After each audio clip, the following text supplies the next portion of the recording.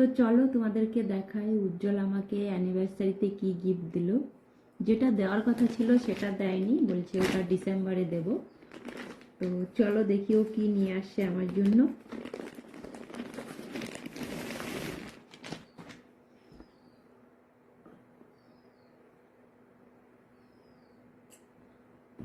হই, এটা একটা টপ, আর এটা হচ্ছে একটা প্যান্ট। প্যান্ট বলে এগুলোকে, দেখো।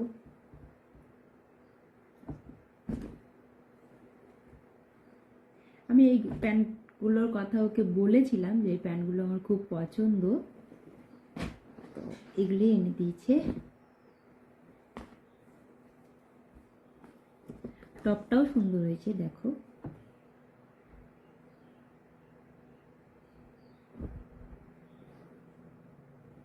তো কেমন হয়েছে তোমরা একটু জানিও।